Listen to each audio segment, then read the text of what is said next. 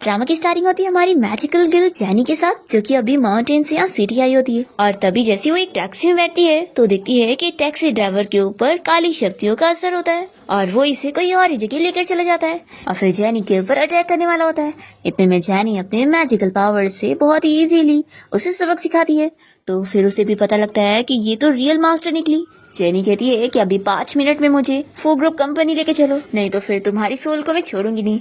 इसके बाद जेनी यहाँ मैजिक सब कुछ ठीक कर देती है और फिर हमें फ्लैशबैक में दिखाते हैं जेनी के मास्टर ने उसे बताया होता है कि जेनी जब छोटी थी तभी उसकी फैमिली ने उसे छोड़ दिए थे, तो मास्टर ने उसे अडॉप्ट कर लिए थे। जेनी के मास्टर उसे उसका बर्थ मंथ याद दिलाते हैं और बताने लगते हैं कि उसके बर्थ मंथ और ईयर के हिसाब से वो बहुत ही ज्यादा अनलकी है, उसके पास ज्यादा टाइम नहीं बचा हुआ है और वो बस 20 साल तक ही जीने वाली है। जेनी सुनकर शॉक हो जाती है और कहती है कि मास्टर, फिर तो मेरे पास जिंदगी के सिर्फ 3 ही दिन बचे। तो फिर मास्टर बताने लगते हैं कि एक बार जब तुम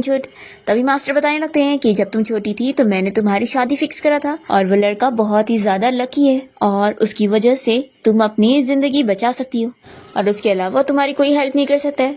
तो फिर तुम अब माउंटेन से जाओ और उस लड़के से मिलो, लेकिन हाँ, जाने से पहले अपने इस मास्टर के लिए कुछ खाने को बना दो।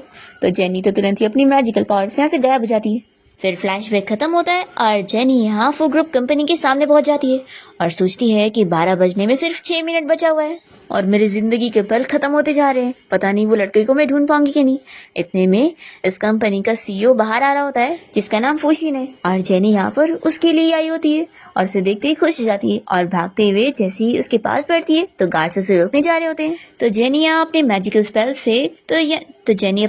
स्पेल को उसके ऊपर चिपकाते हुए इन सभी को स्टॉप कर देती है। फिर फुशिन इसे कहने लगता है कि तुम ये सब क्या कर रही हो। तो जेनी तो यहाँ पर उसकी पर्पल एनर्जी को देखकर खुश होने लगती है कि वो अब इसकी मदद से ठीक हो पाएगी और फिर वो तुरंत ही फुशिन के नेक पर बाइट करने लगती है और एनर्जी लेकर खुश हो रही होती है।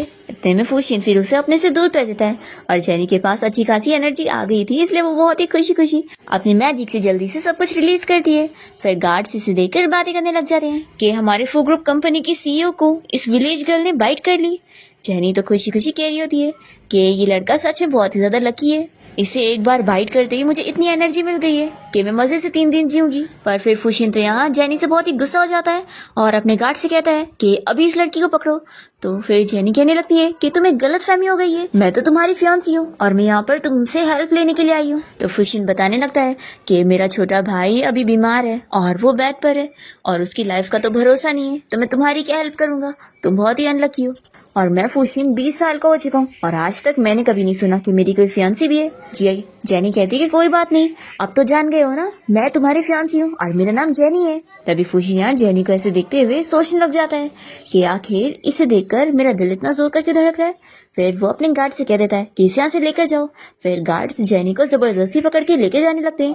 तो जेनी सोचती है कि अगर मैं इसे शादी नहीं कर पाई तो क्या हुआ, कम से कम अगर मैं इसके पास रह पाऊंगी तो इसकी पर्पल एनर्जी ऑब्जर्व करके मैं सर्वाइव कर पाऊंगी। पर फिर डिसाइड कर दी कि नहीं, मैं कोई ना कोई रास्ता निकाल कर इसे खुद मनवा के रहूंगी कि खुद मुझसे शादी करेगा। फिर जेनी यही सोचने के बाद तुरंत ही फुशिन के सामने आ जाती है और इसे बताने लग जाती है कि मैं तुम्हारे भाई की जान बचा सकती हूँ। तो फुशिन कहता है कि यहाँ दुनिया के बेस्ट डॉक्टर्स भी मेरे भाई को ठीक नहीं कर पा रहे और तुम एक छोटी सी लड़की मेरा अटेंशन पाने के लिए कुछ भी बोल रही हो। तो जेनी अपनी पावर्स का यूज करते हुए उसे बताने लगती है कि तुम्हारे भाई का नाम हान है और वो अभी एक ग्रेजुएट स्टूडेंट है और 6 दिन पहले अचानक से वो बेहोश हो गया और उसकी सारी फिजिकल कंडीशन ठीक है, पर फिर भी पता नहीं लग पा रहा है कि उसे क्या हुआ है। तो फुशिन कहने लगता है कि जरूर तुम्हें मेरे भाई की बीमारी के बारे में कहीं से सुनने को मिल गया होगा और वही तुम मुझे बता रही हो। तो जेनी उसे बताने लगती है कि असल में ना तुम्हारा भाई बीमार नहीं है, उसके ऊपर ना बुरी शक्ति का असर है और वो नॉर्मल लाइफ में नहीं आ पा रहा है। तो फिर फुशिन ये सुनने के बाद उस पर बिल्कुल यकीन नहीं करता और अपने सभी गार्ड से कहता है कि चलो कंपनी वापस। तो जेनी फुशिन को आवाज देते हुए कहने लगती है कि हम दोनों जल्दी वापस मिलेंगे मेरे फियांसी। तो फिर फुशिन तो यहाँ पर बहुत ही शाय होते हुए अंदर चला जाता है और जेनी तुरंत ही अपने मैजिक पावर से फुशिन के भाई हान का लोकेशन पता करने लग जाती है और फिर जेनी सोच रही होती है कि नॉवेल की कहानी में ऐसे ही लिखा होता है कि हीरोइन अगर हीरो के भाई को ठीक कर देगी तो फिर वो उसे शादी कर लेगा। तो फिर अब तुम मेरा यहाँ वेट करो, तुम मुझसे शादी करके रहोगे।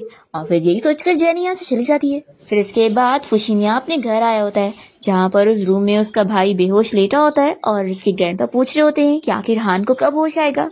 और फिर वो फुशिन के गले पे बाइट का निशान देखकर पूछने लगते हैं कि आखिर तुम्हें किसने बाइट किया है। तभी फुशिन का गार्ड ग्रैंडपा को बताता है। तभी फुशिन का गार्ड उसके ग्रैंडपा को बताने लगता है कि वो कोई मैजिकल गर्ल थी जो कि अपने आप को बॉस का फियांसी बता रही थी और उसका नाम जेनी था। तो फिर ये सुनते के साथ ही ग्रैंडपा फुशिन से कहने लगते हैं कि तुमने क्या कर दिया, अभी उस लड़की को वापस लेकर आओ, वो तुम्हारी फियांसी है, मैंने उसके साथ तुम्हारी शादी फिक्स किया था। तो फुशिन पूछता है कि ग्रैंडपा आपने मुझे इस बारे में पहले क्यों नहीं बताया। तो फिर ग्रैंडपा बताने लगते हैं कि 19 साल पहले मैं बहुत ही ज्यादा बीमार था और तभी मास्टर कॉन्ग ने मेरी हेल्प किए थे और उनकी वजह से ही मैं आज यहाँ जिंदा हूँ।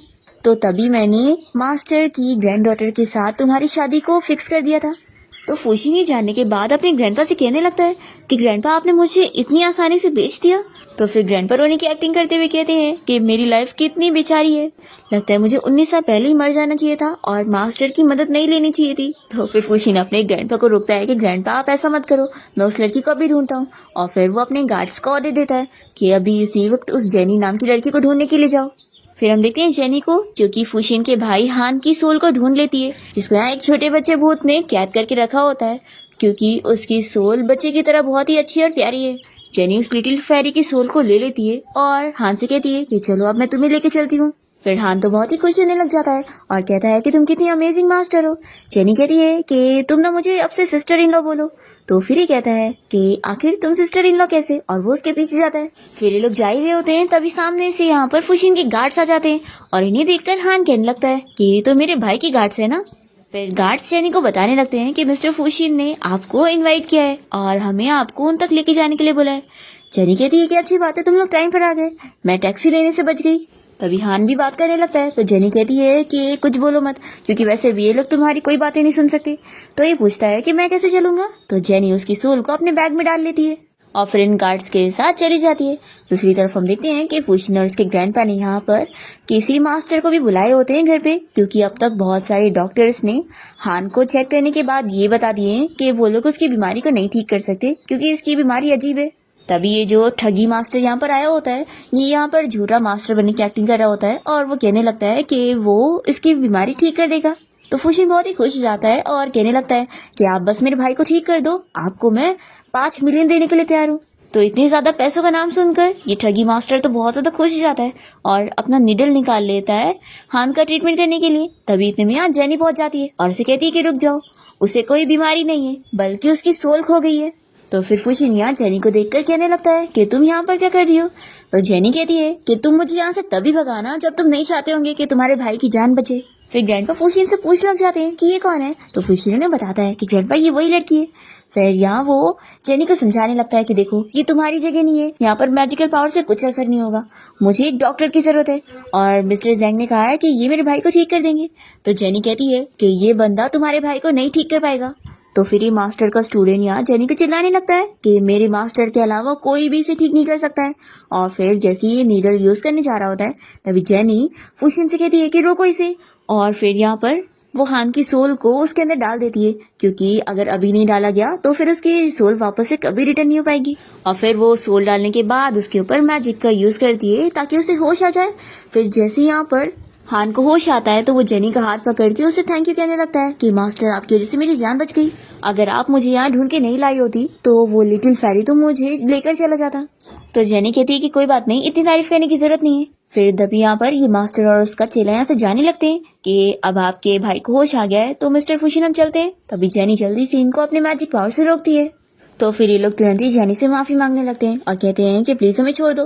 तो जेनी कहती है कि ठीक है, तुम लोगों ने अब तक कोई बुरे काम नहीं करे हो और किसी को मारे नहीं हो, तो इस वजह से मैं सिर्फ तुम लोग को छोड़ रही हूँ। लेकिन हाँ, अगली बार किसी को ऐसे ठगने वाले काम मत करना और अच्छे काम करना, नहीं तो फिर तुम लोग मेरे हाथों बचोगी नहीं। और फिर जेनी उनको छोड़ देती है। तो फिर वो लोग इसे थैंक यू बोलकर जाते हैं और फुशिन ये देखकर सोचता है कि मैं तो इसे गलत समझ रहा था, ये तो सच में अच्छी है। फिर फूशियन हान से कहने लगता है कि अब छोड़ो उसे, कब तक उसका हाथ ऐसे पकड़ के रखने वाले हो। तो फिर हान कहने लगता है कि भाई मैं नहीं छोड़ने वाला, ये मेरी लाइफ सेवर है, इसलिए भाई आपको तो इन्हें रिपे करना चाहिए मेरे लिए। तो फिर ग्रैंडपा कहने लगते हैं कि हाँ हान तुम बिल्कुल सही कह रहे हो, अब तुम्हारे भाई को जेनी से शादी करनी चाहिए क्योंकि उसने तुम्हारी जान बचाई है। तो ये सुनते के साथ ही फूशियन कहने लगता है कि ग्रैंडपा आप ये क्या कह रहे हैं, मैं अभी कोई शादी के बारे में बात नहीं करना चाहता। पर जेनी तो खुश हो जाती है और कहती है कितना अच्छा आइडिया है। और फिर ग्रैंडपा और हान मिलकर जेनी को साथ लेकर जाते हैं और जेनी ये घर देखकर खुश होने लगती है और सोचती है कि इस फूशियन से शादी करने के बाद मेरी जान तो बचेगी और साथ ही साथ मैं इतनी ज्यादा अमीर भी होने वाली हूँ। सच में कितनी अच्छी डील हो गई है। तभी ग्रैंडपा इसे बताने लगते हैं कि तुम्हारे मास्टर ने मेरी जान बचाए थे, तभी मैं आज यहाँ जिंदा हूँ। तो अब मुझे लगता है कि और अब तुम इतनी बड़ी हो गई हो तो टाइम आ गया है तुम्हारे मास्टर को किया हुआ मेरा प्रॉमिस पूरा करने का। तो अब तुम और फूशियन जल्दी से शादी करके एक बेबी कर लो तो कितना अच्छा होगा। तो फूशियन सुनते के साथ ही कह देता है कि ग्रैंडपा मुझे जेनी से बात करनी है और वो उसका हाथ पकड़ के उसे बाहर लेकर जाता है और उसे बताने लगता है कि मैं तुम्हारे साथ ये अरेंज मैरिज नहीं करना चाहता हूँ और मैं नहीं चाहता कि तुम भी ये प्रॉमिस पूरा करने के लिए मुझसे शादी करो। तुम बताओ तुम्हें क्या चाहिए, मैं तुम्हें दे दूंगा। तभी जेनी तो यहाँ पर इसकी पर्पल एनर्जी को स्मेल करके ही बहुत ही खुश हो रही होती है कि उसे अच्छी खासी एनर्जी मिलती जा रही है। तभी जेनी बिजली को पत्थर पे गिरते हुए देखती है और सोचती है कि लगता है मैं अपनी बैड लक को ऐसे नहीं रोक सकती हूँ, मुझे कुछ करना ही होगा। फिर वो यहाँ इसका टाई पकड़ के खींचती है और उसे किस कर लेती है। फूशियन तो बहुत ही ज्यादा शॉक रह जाता है और तभी इतने में ग्रैंडपा यहाँ पर आ जाते हैं और इन लोगों से कह रहे होते हैं कि उन लोगों को क्या खाना है। फिर हान भी यहाँ पहुंच जाता है और कहने लगता है कि भाई आप लोग क्या कर रहे थे। तो ग्रैंडपा कहते हैं कि तुम लोग अपना कंटिन्यू रखो और वो हान को यहाँ से लेकर चले जाते हैं। फिर जेनी यहाँ ऊपर देखते हुए कहने लग जाती है कि आप मेरे साथ ऐसा कैसे कर सकते हो, मैं बस यहाँ पर थोड़ा फायदा ही तो उठा रही थी ना, तो इसमें आपको बिजली गिराकर मुझे धमकी देने की क्या जरूरत थी। तभी फूशियन सोचता है कि वैसे तो इसने मुझे फोर्सली किस करी है, लेकिन आखिर मुझे इसके लिए इतना बुरा क्यों लग रहा है। फिर फूशियन जेनी को समझाने लगता है कि देखो तुम जो कर रही हो और जो तुम बोलती हो तो वह उस पर ध्यान देना चाहिए। ऐसा बोलकर वो अंदर चला जाता है। फिर जेनी वापस आने के बाद ग्रैंडपा से कह देती है कि वो यहाँ से जा रही है। तो ग्रैंडपा शॉक हो जाते हैं और कहने लगते हैं कि क्या तुम्हें इस फूशियन ने बुली किया है, मुझे पहले से पता था कि ये लड़का अच्छा नहीं है और उसे मारने जा रहे होते हैं। तो जेनी उन्हें रोकती है और बताती है कि ग्रैंडपा मेरे पास कोई और चॉइस नहीं है, ये हमारे यहाँ का रूल है कि लड़कियों को ज्यादा इंडिपेंडेंट रहना चाहिए। और फिर वो मन में सोचती है कि अब मुझे जल्द से जल्द कोई रहने के लिए जगह ढूंढना पड़ेगा ताकि मैं बिजली गिरने से बच सकूं। और फिर जेनी अपसेट होकर बाहर जाने लगती है और ग्रैंडपा के कहने पर भी वो नहीं रुकती। तो ग्रैंडपा फूशियन से कहते हैं कि तुम यहाँ पर क्या कर रहे हो, जल्दी से उसके पीछे जाओ और उसे मना कर वापस लाओ। फिर फूशियन बाहर आने के बाद जेनी को देखकर सोचता है कि मुझे पता था ये बस जेनी की एक्टिंग कर रही थी। फिर ये उसे कहता है कि ये चीज नॉर्मल है कि तुम मुझसे दूर नहीं जा पा रही हो। अभी जेनी उसे फिर से टाई पकड़ के खींचती है और कहती है कि क्या मैं तुम्हें फिर से बाइट कर सकती हूँ। तो ये तुरंत ही मना करने लग जाता है और कहता है कि क्या तुम एक डॉग हो, नहीं तुम मुझे बाइट नहीं कर सकती। तो जेनी सोचती है कि मैं बस अपनी थोड़ी जिंदगी का टाइम और बढ़ाना चाहती थी, पर ये कितना कंजूस है।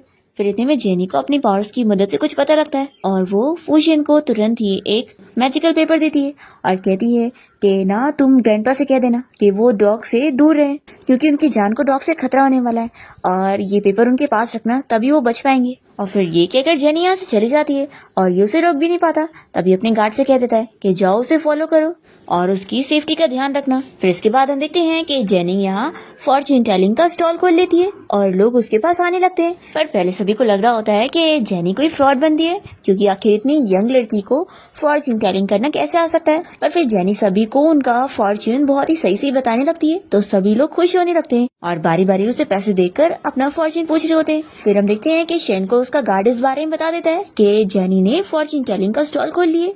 तो ये सुनने के बाद वो कहता है कि आखिर वो लोगों को ठगने का काम कैसे शुरू कर सकती है। और फिर बैठ जाता है कि नहीं मुझे इसे क्या करना है, वो कुछ भी करे। और फिर ये फिर से उठता है और सोचता है कि लेकिन वो एक छोटी सी लड़की है और अगर वो कहीं एक्सपोज हो गई और लोगों ने उसे बुली करे तो फिर हम देखते हैं यहाँ पर जेनी के पास एक लेडी अपने ग्रैंडसन को लेकर आई होती है और बताने लगती है कि उसका ग्रैंडसन बिल्कुल भी सो नहीं रहा है और वो बस पढ़ाई करता रहता है। तो जेनी उन्हें बताती है कि उस बच्चे के ऊपर एक स्कॉलर भूत की आत्मा आ गई है। फिर जेनी यहाँ अपने मैजिक पावर का यूज करके उस भूत को सबक सिखाने वाली होती है। इतने में शैन आकर उसे रोक लेता है। तो फिर ये बच्चा जल्दी से यहाँ से भागने लगता है और उसके साथ वो भूत भी। तो जेनी यहाँ एक मैजिक पेपर लिख कर इस लेडी को दे देती है और बताती है कि इसकी वजह से आपके ग्रैंडसन के ऊपर जो भूत चढ़ा है वो भाग जाएगा।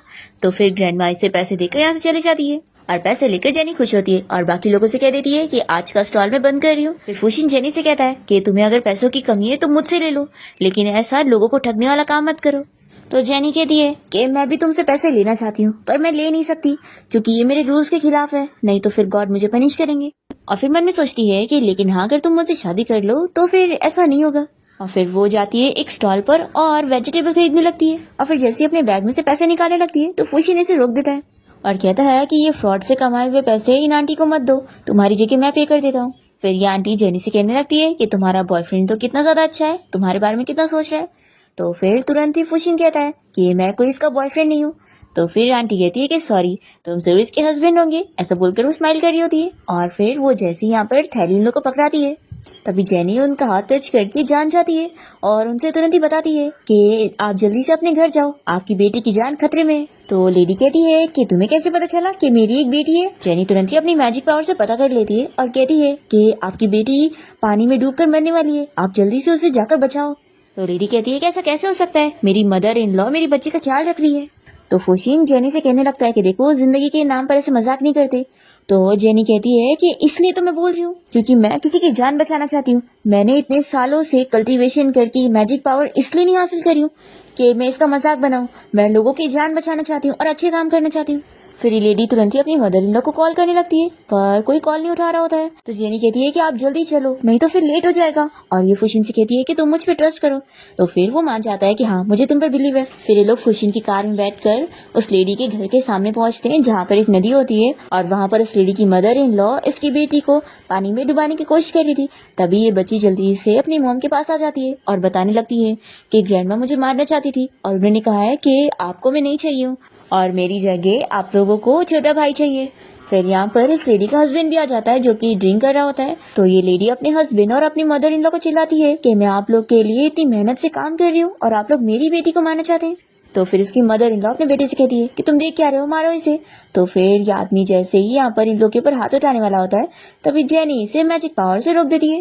तो ये बंदा फिर से वापस से मारने के लिए आता है। तभी इतने में जेनी अपनी पावर्स का यूज फिर से करने वाली होती है पर शैनी इस बंदे को पैर से मारकर दूर कर देता है और जेनी ये देखकर शॉक रह जाती है और सोचती है कि मेरा हार्ट इतना जोर से इसलिए बीट कर रहा है क्योंकि पहली बार किसी ने मुझे इससे प्रोटेक्ट करा। फिर फुशिन यहाँ इस माँ बेटे से कह देता है कि मैं अभी पुलिस को यहाँ पर बुला रहा हूँ और वो लोग ही तुम्हें अरेस्ट करके लेके जाएंगे। फिर ये लोग तुरंत ही यहाँ पर इन लोग से माफी मांगने लगते हैं पर जेनी उन्हें माफ नहीं करती और फिर गार्ड्स यहाँ पर इन लोग को पकड़ के लेकर जाते हैं। तभी ये लेडी तुरंत ही जेनी को थैंक यू करने लगती है कि मास्टर तुम्हारी वजह से मेरी बेटी की जान बच पाई है। तो जेनी कहती है कि आपको मेरी इतनी तारीफ करने की जरूरत नहीं है, मैंने कोई इतनी बड़ा काम नहीं करी हूँ बल्कि अच्छा काम करना ही तो मेरी जिम्मेदारी है और अगर मैं नहीं करूंगी ना तो फिर मेरे ऊपर बिजली गिरेगी और मैं मर जाऊंगी। हाँ लेकिन अगर आप मेरे अच्छा काम करने पर मुझे थोड़ा सा पैसा दे देंगी तो मेरा फायदा हो जाएगा, क्यों ना आप मुझे 500 युआन दे दो। तो फिर ये लेडी तो बहुत ही खुशी खुशी से पैसे दे देती है और कहती है कि तुम बहुत जियोगी। फिर जेनी तो बहुत ही ज्यादा खुश हो जाती है और इसके बाद वो फुशिन के साथ एक बहुत ही महंगी होटल में आई होती है और कहने लगती है कि आज मैंने कितने सारा पैसे कमाई हूँ और अब मैं मजे से इस महंगे होटल में रहूंगी। तभी हम देखते हैं कि जेनी को यहाँ पर एक बंदा छुप कर देख रहा होता है और फिर फुशिन जेनी से कहता है कि तुम्हें यहाँ होटल में रहने की क्या जरूरत है, तुम तो आराम से मेरे घर पे रह सकती हो ना। अरे मेरा मतलब था कि अगर तुम मेरे घर पे रहोगी तो ग्रैंडपा बहुत ही ज्यादा खुश होंगे। तो जेनी कहती है कि ऊपर से गॉड हमें देख रहे हैं तो आखिर मैं तुम्हारे साथ फ्री में कैसे रह सकती हूँ, मैं यहीं पर ही रहूंगी अपने खुद के पैसों से और फिर मैं देखती हूँ कि मुझे कौन कर्ज कर सकता है। तभी इतने में यहाँ पर फुशिन के पास एक लड़की आई होती है जिसका नाम लिन है और वो फुशिन की बचपन की फ्रेंड है जो कि उसे कहने लगती है कि मैं अब्रॉड से वापस तुमसे शादी करने के लिए आई हूँ। तो ये सुनकर जेनी शॉक रह जाती है और फिर वो तुरंत ही अपनी मैजिकल पावर से इस बारे में पता कर लेती है कि इन दोनों की किस्मत तो साथ जुड़ी हुई नहीं है।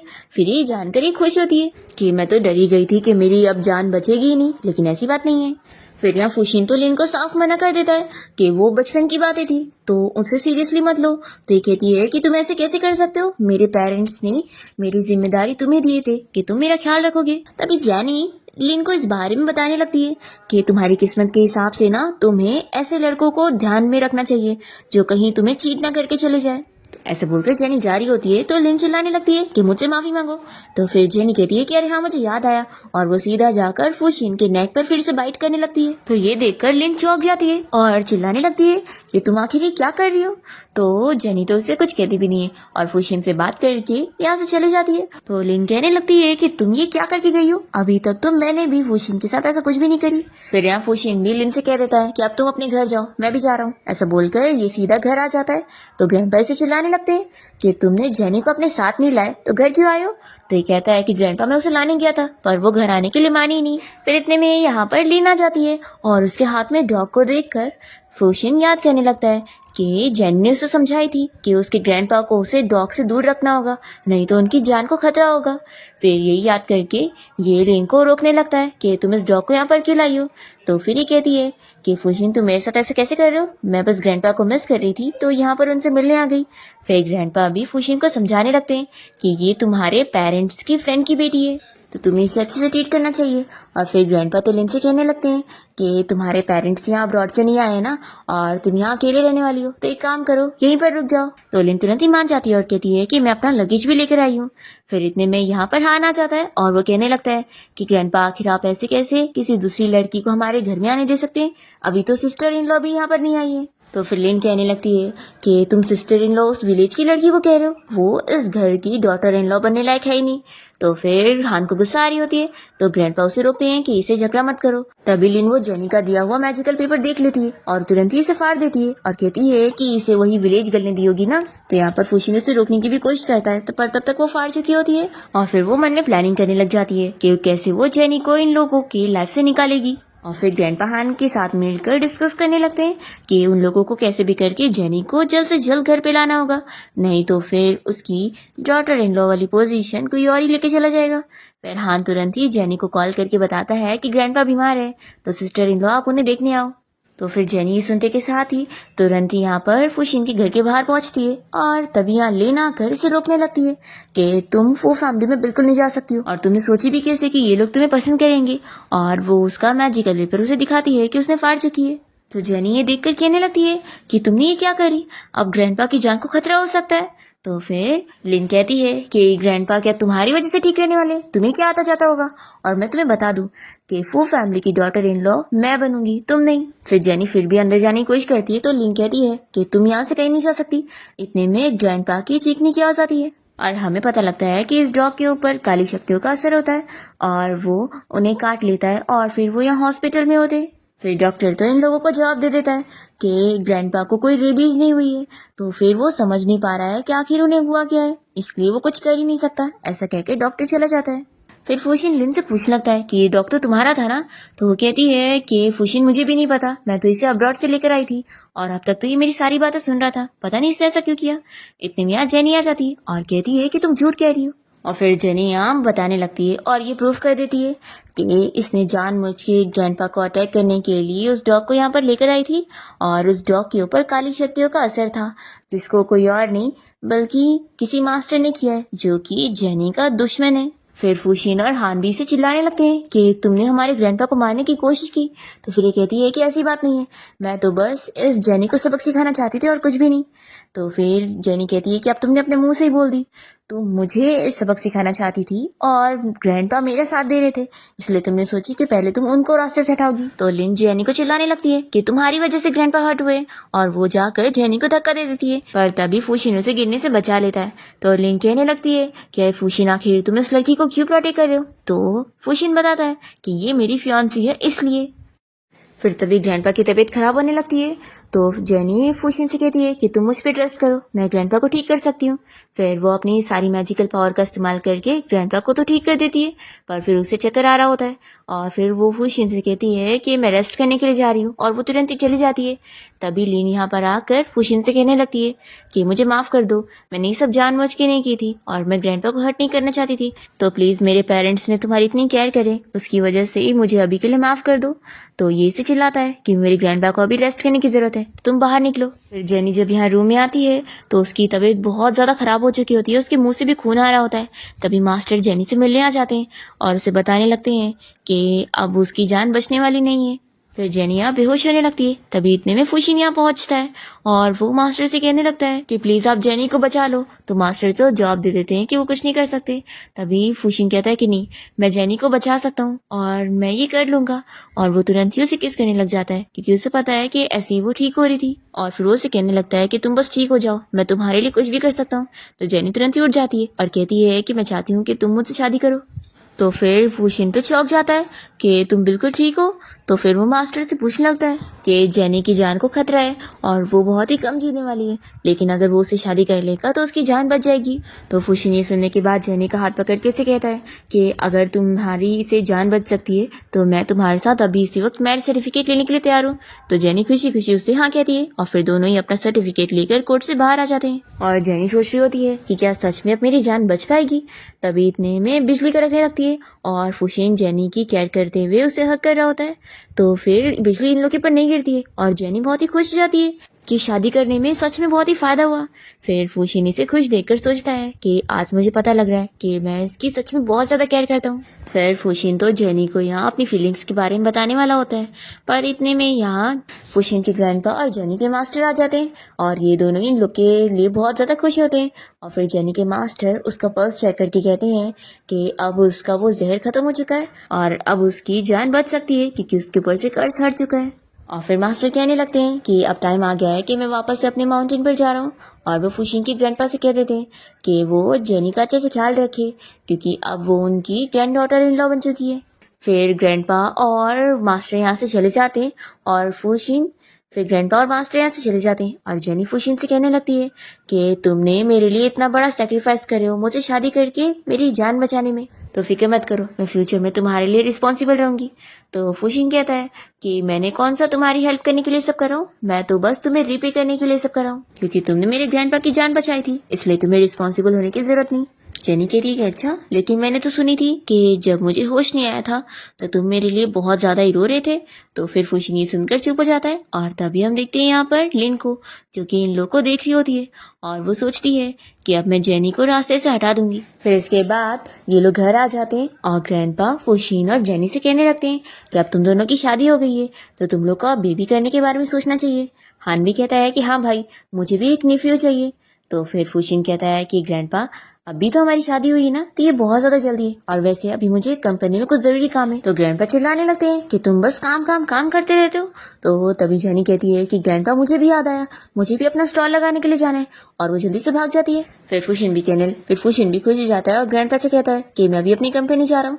तो ग्रैंडपा कहने लग जाते हैं कि जेनी तो कितनी ज्यादा ब्यूटीफुल है ना, जब वो स्टॉल लगाती होगी तो कितने सारे लड़के उसे पसंद करते होंगे, तो क्या पता एक दिन उसे कोई पसंद आ जाए और फिर वो इस फुशिन को छोड़कर चली जाए। तो फुशिन कहने लगता है कि जेनी और मैं लीगल कपल हैं, तो आखिर वो मुझे छोड़कर क्यों जाएगी। तो ये लोग कहते हैं कि क्यों नहीं जा सकती, क्या पता उसे भी कोई उसकी तरह ही मास्टर पसंद आ जाए तो, और वैसे भी उसने तुमसे शादी बस अपनी जान बचाने के लिए की है, तो वो तो तुम्हें छोड़ ही सकती है।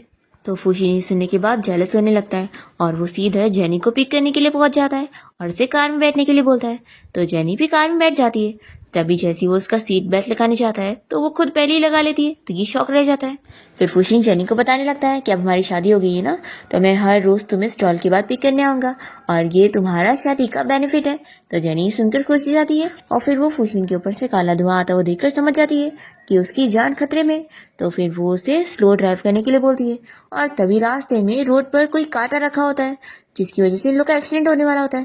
पर तभी जेनी कैसे भी जादू से करके फुशिन को रोक देती है और फिर ये लोग कार से बाहर निकल के जाके देखते हैं तो रास्ते में इतना बड़ा कांटा रखा होता है और एक बंदा आकर ये देखकर सोच रहा होता है कि इन लोग का एक्सीडेंट होने से कैसे बच गया।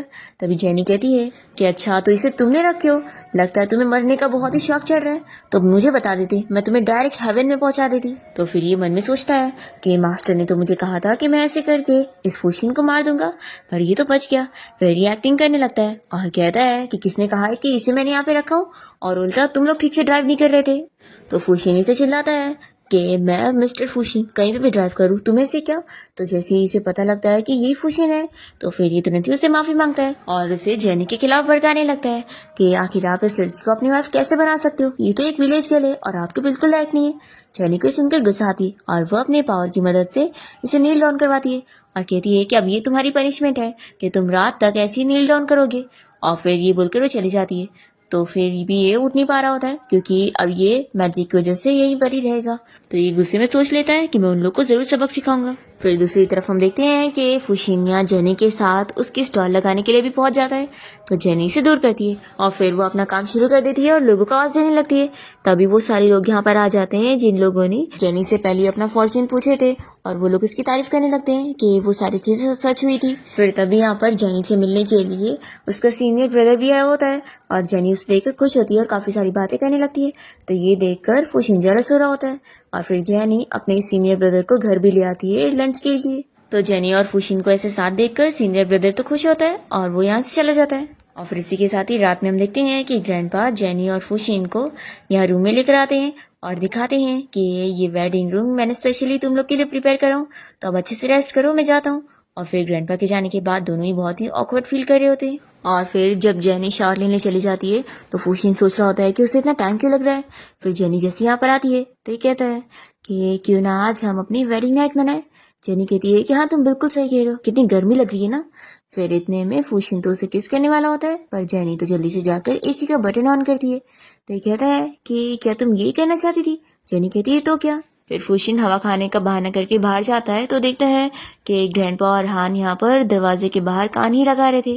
फिर इसके बाद वो चला जाता है और यहाँ ड्रिंक कर रहा होता है और उसे लगता है कि जेनी यहाँ पर आ रही है। तो फिर वो उसे फिर से अपनी फीलिंग्स बताने वाला होता है और कहता है कि मैं तुम्हें बहुत लाइक करता हूँ। पर तभी जैसे ही सामने देखता है तो लीन होती है।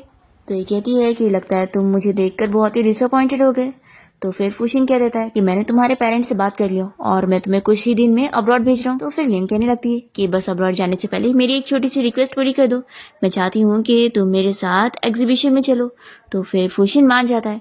फिर यहाँ हम देखते हैं कि ये बाहर आने के बाद अपने बंदे को कॉल करती है और उसे कह देती है कि तुमने जैसा कहा था तुम्हारा काम हो जाएगा, मैं फुशिन को लेकर एग्जीबिशन में आ जाऊंगी और अब बदले में तुम भी मेरी हेल्प करो और तुम जेनी को जान से मार दो। तभी हम देखते हैं कि ये जिस बंदे से बात कर रही होती है वो कोई और नहीं, वही मिस्टर जो होता है जो कि फुशिन को रोड पर मारने के लिए काटे रखा हुआ था। यहाँ पर उसके साथ एक मास्टर भी है जो कि ये सभी लोग साथ में मिले होते हैं फुशिन से बदला लेने के लिए। नेक्स्ट डे हम देखते हैं कि फुशिन यहाँ जेनी से मिलने के लिए बाहर उसका इंतजार कर रहा होता है। फिर जैसे वो बाहर आती है तो ये कहता है कि चलो मैं तुम्हें बाहर ज्वेलरी खरीदवाने के लिए लेकर चलता हूँ। तो जेनी कहती है कि ज्वेलरी में पैसे क्यों वेस्ट करना, इससे बेहतर है कि मैं अपना स्टॉल लगाने जाऊँ और पैसे कमाऊँ। तो फिर फुशिन कहने लगता है कि चलो फिर साथ में मिलकर हम शॉपिंग करने चलते हैं। जेनी कहती है कि तुम्हें तो मेरे पैसे गलत लग रहे थे ना, तो तुम अब क्यों रेडी हो रहे हो। तो फिर फुशिन कहता है कि अब हमारी शादी हो गई है ना, तो मैं चाहता हूँ कि मैं तुम्हें एक रिंग दिला दूँ। जेनी खुश हो जाती है और तुरंत ही जाकर कार में बैठती है। फिर नेक्स्ट सीन में हम देखते हैं कि दोनों ही साथ में एक पार्टी में आए होते हैं जहाँ पर लिन फुशिन का हाथ पकड़ने लगती है। तो जेनी उसे चिल्लाती है और जल्दी से उसका हाथ दूर करती है और फिर सोच लगती है कि मैं तो पहले ऐसी नहीं थी, ये मुझे क्या हो गया। तो ये देखकर फुशिन खुश होने लगता है कि जेनी तो जेलस हो रही है। फिर ये उसे कहता है कि तुम फिक्र मत करो, लिन तो बस मेरी सिस्टर की तरह है और मैं बस यहाँ पर उसे जेट दिलाने के लिए आया हूँ जो कि वो खरीदना चाहती थी। जेनी कहती है कि मैं नहीं जानती हूँ, तुमने मुझे कहा था ना कि तुम मुझे वेडिंग रिंग दिलाओगे, तो अब तुम मुझे दिलाओ। फिर इसके बाद बीटिंग स्टार्ट होने वाली होती है और जेनी देख रही होती है कि उस जेट में काली शक्तियों का असर है जिसके पीछे इस मिस्टर जो का हाथ है और मिस्टर जो यहाँ लिन को इशारा कर रहा होता है। दोनों मिले होते हैं और फिर लिन फुशिन से कहती है कि मुझे वो जेट खरीदना है, तो जल्दी से मेरे लिए उसे खरीद दो। फिर उसके बाद फुशिन तो इस जेट को खरीद देता है और ऑक्शन के बाद सभी लोग यहाँ से चले जाते हैं।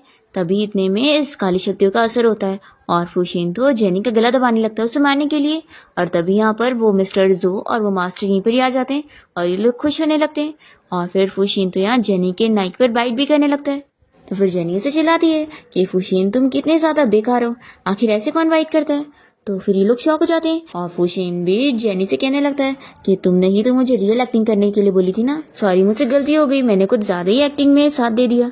तो फिर यहाँ पर ये मास्टर चिल्लाने लगता है कि तुम लोग के ऊपर मेरे मैजिकल स्पेल का असर क्यों नहीं हुआ।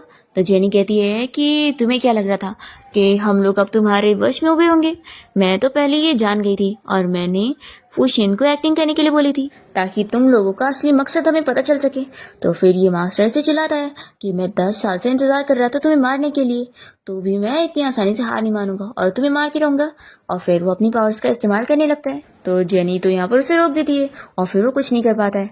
तभी इतने में ये मिस्टर जो भी जेनी को मारने की कोशिश कर रहा होता है तो जेनी अपने पावर से उसे भी रोकती है और तभी ये मास्टर यहाँ से भाग जाता है और फिर जेनी उसे पकड़ नहीं पाती है। फिर ये मिस्टर जो जेनी को चिल्लाने लगता है कि आखिर तुम इसका साथ इतना क्यों दे रही हो। मैं इस मिस्टर फुशिन को रास्ते से हटाना चाहता था और तुम होके इसको बचाने में लगी हुई हो। फिर इतने में इस बंदे को कॉल आती है कि इसकी कंपनी बैंकरप्ट हो रही है। तो ये तुरंत ही फिर फुशिन से माफी मांगने लगता है कि मुझसे गलती हो गई, पर फुशिन नहीं मानता और इसके गार्ड्स यहाँ पर इसे पकड़ के लेकर जाते हैं। और फिर जेनी और फुशिन साथ में बात कर ही रहे होते हैं कि तभी लिन यहाँ पर आ जाती है। तो फुशिन उसे कहता है कि मेरे सामने एक्टिंग मत करना, मैं अच्छी तरीके से जानता हूँ कि तुम उस मिस्टर जो के साथ मिली हुई थी। तो फिर ये कहती है कि फुशिन मेरी बात पे भरोसा करो, और मैं तो उसकी बातों में आ गई थी और तुम फिक्र मत करो, मैं तुम्हारे कहने पर अब्रॉड चली जाऊंगी। तो फुशिन कहता है कि वो तो मैं तुम्हें भेज के रहूंगा और तुम्हारा अब मेरी फैमिली के साथ में दूर दूर तक कनेक्शन नहीं रखूंगा। तुम मेरी दूर की रिलेटिव थी ना, पर अब वो भी नहीं रहोगी। और फिर ये जेनी को यहाँ से लेके जाने लगता है और लिन शॉक होकर नीचे बैठ जाती है। तो इस ऐसे हाल में देखकर जेनी कहती है कि क्या कोई किसी को लाइक करता है तो इस तरीके से हो जाता है कि उसे खो नहीं सकता। तो फिर फुशिन भी से बताने लगता है कि जब कोई किसी को पसंद करता है तो वो ऐसे ही फील करने लगता है कि उसके बिना वो नहीं रह पाएगा और उसे थोड़ा सा भी तकलीफ में देखकर उसे अच्छा नहीं लगता। और फिर वो अपनी फीलिंग्स भी बताने ही वाला होता है कि इतने में जेनी कहती है कि अब मुझे समझ आया, मैं पैसों से प्यार करती हूँ। ऐसा बोलकर वो चली जाती है। तो फिर फुशिनिया खुश होता है कि अच्छा हुआ मेरे पास पैसे हैं। फिर हम देखते हैं कि जेनी का वो दुश्मन मास्टर यहाँ पर बहुत ही गुस्सा होने लगता है और एक अलग प्लानिंग करने लगता है जेनी से बदला लेने के लिए कि वो उसे मार के रहेगा। दूसरी तरफ जेनी अपने मास्टर से बात कर रही होती है और उन्हें इस बारे में बता रही होती है। तो मास्टर को भी बहुत ही गुस्सा आता है और वो उसे उस दूसरे वाले मास्टर से केयरफुल रहने के लिए बोलते हैं। तो जेनी कहती है कि मास्टर आप मेरी फिक्र मत करो, उसके पास इतनी अच्छी स्किल नहीं है और वो मेरा कुछ नहीं बिगाड़ सकता। तब इतने में फुशिनिया जेनी के पास ही आ रहा होता है और वो जैसे ही रूम के बाहर आता है तो सुनने लगता है मास्टर जेनी से कह रहे होते हैं कि तुम तो उस फुशिन से बिल्कुल प्यार नहीं करती हो और तुम बस उसलिए उसके साथ हो क्योंकि उसकी वजह से तुम्हारी जान बच रही है, नहीं तो तुम तो उसे कभी देखती भी नहीं और तुम्हें तो प्यार भी बिल्कुल भी नहीं समझता है। पर जेनी इतने में फुशिन के बारे में सब कुछ याद करने लगती है और फिर वो मास्टर से उसके बारे में बताने वाली होती है कि वो तो असल में उसे लाइक करने लगी है। पर इतने में फुशिनिया दरवाजा खोल के अंदर आ जाता है तो ये जल्दी से मास्टर का वीडियो कॉल कट करती है और फिर फुशिनिया जेनी से बताने लगता है कि डिनर का टाइम हो गया है तो तुम आ जाओ। फिर इसके बाद जब ये लोग साथ में बैठ के डिनर कर रहे होते हैं तो ग्रैंडपा फुशिन से कहने लगते हैं कि तुम जेनी के लिए कुछ बॉडीगार्ड का अरेंजमेंट कर दो। तो जेनी कहने लगती है कि नहीं ग्रैंडपा, बॉडीगार्ड्स की जरूरत नहीं है, मेरे लिए तो फुशिन ही काफी है और ये मुझे प्रोटेक्ट कर लेगा। पर यहाँ पर फुशिन तो इसी बात को सोचकर अपसेट होता है कि कैसे उसके मास्टर कह रहे थे कि जेनी बस उसका यूज कर रही है और वो तो उससे बिल्कुल प्यार नहीं करती। फिर यही सोचकर वो अपने ग्रैंडपा से कहता है कि मैं अपनी कंपनी जा रहा हूँ, मुझे काम है। फिर जैसे ही वो बाहर जाता है तो जेनी भी उसके पीछे पीछे आती है। तो ये कहता है क्या हुआ। जेनी कहती है कि ऑफ कोर्स मैं तुम्हें फॉलो कर रही हूँ। फिर जल्दी से उसके साथ उसकी कार में भी बैठ जाती है और उसे बताने लगती है कि जब भी वो उसके साथ होती है तो उसके साथ बहुत सारी लकी लकी चीजें होती है। फिर ये उसके साथ कंपनी पहुंचती है और इतने बीच में भी बहुत सारी ऐसी चीजें होती है जो कि जेनी को देखकर ही लग रहा होता है कि सच में ये कितना ज्यादा लकी है। फिर ये खुश हो रही होती है कि फुशिनी से कहता है कि अगर मैं इतना लकी ना होता तो तुम मुझसे शादी नहीं करती ना। तो जेनी सोचती है, तो जेनी मन में सोचती, जेनी से कहती है कि हाँ बिल्कुल नहीं करती।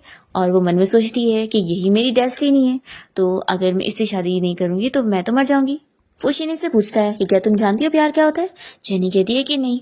तो फुशिन जल्दी से इसे किस करने लगता है और कहता है कि देखो तुम्हारी हार्ट बीट बहुत बढ़ गई है और इसका पता है क्या मतलब है कि तुम मुझे लाइक करती हो। जेनी कहती है कि ऐसा बिल्कुल नहीं है, मेरी हार्ट बीट तो इसलिए बढ़ रही थी क्योंकि मैं सांस नहीं ले पा रही थी।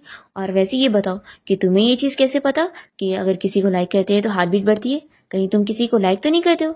तो ये कहता है कि नहीं। और फिर मन में सोचता है कि अगर ये मुझे पसंद ही नहीं करती है तो मुझे इसे फोर्स नहीं करना चाहिए। फिर ये कहता है कि फिक्र मत करो, हम दोनों ने शादी बस एक दूसरे से अपनी नीड पूरी करने के लिए करें। अब तभी इतने में जेनी का ये सीनियर ब्रदर भी उससे मिलने आया होता है और वो उसे बताने लगता है कि मुझे एक रास्ते के बारे में पता चला है जो करने के बाद तुम्हें फुशिन से शादी करने की जरूरत नहीं पड़ेगी और तुम्हारी जान बच जाएगी। तो ये सुनकर ये लोग शॉक हो जाते हैं और फिर जेनी का सीनियर ब्रदर उसे बताता है कि ये जो ऑब्जेक्ट है ना, ये अब तुम्हें प्रोटेक्शन देगा और फिर तुम्हें कोई भी नुकसान नहीं पहुंचा पाएगा, तो तुम मेरे साथ माउंटेन चलो। तो फिर फुशिन तुरंत ही मना कर देता है कि नहीं, जेनी मुझे छोड़कर ऐसे माउंटेन नहीं जा सकती है, अब मेरी और इसकी शादी हो चुकी है। तो फिर सीनियर ब्रदर कहने लगता है कि तो क्या हो गया, हम शादी को तोड़ भी तो सकते हैं। तो फुशिन नहीं मानता और बता देता है कि मैं जेनी को बहुत ज्यादा लाइक करता हूँ। तो सीनियर कहता है कि लेकिन जेनी तो तुम्हें लाइक नहीं करती ना, और वैसे भी ये तो हमेशा से माउंटेन पे रही है, तो ये तुम्हारे साथ खुश थोड़ी ना रहेगी। तो फिर फुशिन कहने लगता है कि मैं इसे पसंद तो करता हूँ लेकिन मैं कभी जेनी को फोर्स नहीं करूंगा और अगर ये मुझे छोड़कर जाना चाहती है तो मैं इसे जाने दूंगा। ऐसा बोलकर इसका हाथ छोड़ देता है। तो फिर जेनी यहाँ अपने सीनियर से कहती है कि मैं आपके साथ वापस से माउंटेन पर नहीं जाऊंगी। और फिर ये फुशीन को अपनी फीलिंग्स के बारे में बता ही देती है कि मैं तुम्हें बहुत ज़्यादा लाइक करती हूँ, और जब तुम मुझे नहीं दिखते ना तो मैं बहुत ही अपसेट फील होती हूँ, और अगर कहीं तुम्हें कोई चोट लग जाए तो मुझे बहुत ही तकलीफ होती है, और तुम्हारे साथ किसी भी लड़की को देखकर मुझे बहुत ही जेलसी फील होती है। पहले तो मुझे समझ नहीं आ रहा था ये सब क्या है, लेकिन अब मैं समझ चुकी हूँ कि मैं तुम्हें बहुत ज़्यादा पसंद करती हूँ। फिर फुशीन ये सुनकर बहुत ही खुश हो जाता है और जल्दी से जेनी को हक कर लेता है। फिर इन दोनों को साथ देखकर सीनियर ब्रदर और हान दोनों ही बहुत ही खुश होने लगते हैं। और फिर सीनियर ब्रदर कहता है कि अब तुम वापस नहीं जाना चाहती हो तो मैं इस प्रोटेक्शन ऑब्जेक्ट को फोड़ देता हूँ। तो जेनी उसे रोकती है कि ऐसा मत करो, और तभी उसके हाथ में से ये ऑब्जेक्ट नीचे गिर जाता है और टूट जाता है। तो जेनी समझ जाती है और कहती है कि सीनियर आप मुझसे झूठ कह रहे थे, ये कोई मैजिकल ऑब्जेक्ट है ही नहीं। तो फिर ये बताता है कि एक्चुअली ये सारी गलती मेरी नहीं बल्कि मास्टर की है, ये सब उनका ही प्लान था। फिर हमें फ्लैशबैक में दिखाते हैं कि मास्टर ये सारी चीजें नोटिस कर रहे होते हैं कि जेनी फुशीन के साथ बिल्कुल भी कनेक्शन नहीं बना पा रही है, जबकि उसकी डेस्टिनी उसके साथ जुड़ी हुई है। लेकिन क्योंकि वो इतने सालों तक कल्टीवेशन कर रही थी तो उसे प्यार के बारे में बिल्कुल समझ नहीं है, इसलिए वो सोचते हैं कि वो थोड़ी उसकी हेल्प करेंगे। और फिर मास्टर इस बारे में सीनियर ब्रदर को समझाकर उसे जेनी के पास भेज देते हैं उसकी हेल्प करने के लिए। तो जेनी यहाँ पर कहती है कि अच्छा तो सीनियर आप मास्टर के साथ मिलकर मुझे धोखा दे रहे थे, और फिर वो गुस्सा होते यहाँ से चली जाती है। तो उसका सीनियर उसे मनाने जाता है। फिर हान भी यहाँ पर फुशीन के साथ खुश हो रहा होता है कि फाइनली सिस्टर इन लॉ मान गई। तभी फुशीन इसे कहता है कि तुम मेरी एक हेल्प करो उसे सरप्राइज देने में। और फिर ये बहुत ही अच्छे से तैयारी करता है जेनी को यहाँ पर प्रपोजल देने के लिए। पर तभी यहाँ पर जेनी का जो दुश्मन मास्टर होता है वो उसे किडनैप कर लेता है, और फिर फुशीन यहाँ जेनी का वेट करता रह जाता है पर वो यहाँ पर आता ही नहीं। और दूसरी तरफ मास्टर यहाँ जेनी से कहने लगता है कि अब मैं तुम्हारी आंखों के सामने उन लोगों को मारूंगा जिनसे तुम प्यार करती हो। फिर इतने में यहाँ पर फुशीन जेनी को बचाने के लिए पहुंच जाता है। तो इस मास्टर को गुस्सा आती है और ये जेनी का गला दबाने लगता है कि अब तुम बचोगी नहीं, और उसे कहने लगता है कि क्या फायदा उसके इतनी अच्छी होने का, उसके साथ आखिर कितना बुरा होने वाला है। जेनी कैसे भी करके अपनी रस्सी तोड़ लेती है और उसे कहती है कि बुरे तुम हो और तुम्हारे साथ ही बुरा होगा, और मैंने अब तक जो भी अच्छे काम करे उसका मुझे बिल्कुल भी रिग्रेट नहीं है। मुझे लोगों की जान बचाना पसंद है, उनके साथ अच्छा करना पसंद है, और इसका अंजाम भी अच्छा ही होगा, और तुमने जो करे हो उसकी वजह से तुम्हें भी सजा मिलेगी। तो फिर इसे बहुत गुस्सा आती है और ये जेनी के गले के ऊपर चाकू रखकर फुशीन को धमकी देने लगता है और कहता है कि अगर तुम चाहते हो मैं इसे छोड़ूं तो फिर तुम अपनी जान मुझे दे दो। और फिर वो उसकी सारी लकी पावर्स को उसके अंदर से खींचने लगता है ताकि उसकी किस्मत अच्छी हो सके। पर तभी इतने में सीनियर भी बीच में आ जाता है जेनी की हेल्प करने के लिए, और फिर जेनी अपनी पावर की मदद से फुशीन को ठीक करने लग जाती है। और फिर ये लोग उस मास्टर को सबक सिखाते हैं और वो यहाँ पर आग में जल के मर जाता है। फिर फुशीन को तो यहाँ बहुत चोट लग जाती है और उसके मुंह से खून भी आ रहा होता है।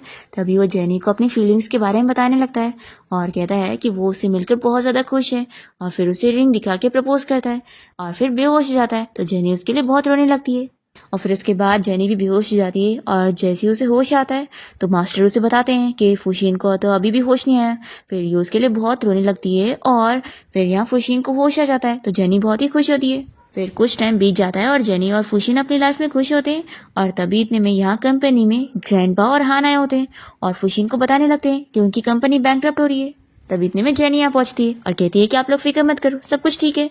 और फिर इतने में इन लोगों को कॉल और फिर इतने में इन लोगों को अलग अलग न्यूज़ मिल रही होती है और इन लोगों को बताया जा रहा होता है कि कंपनी कोई बैंकरप्ट थोड़ी ना हो रही है, बल्कि उल्टा उन लोगों को और भी ज्यादा फायदा हो चुका है। फिर ये सारी चीजें सुनकर तो ये लोग शॉक हो रहे होते हैं और फिर फुशीन जेनी को थैंक्स करने लगता है कि अब उसकी वजह से वो इतना ज्यादा लकी हो गया है। और फिर दोनों बहुत ही खुश होते हैं और किस करने लगते हैं, और इसी के साथ इस ड्रामा की हैप्पी एंडिंग हो जाती है।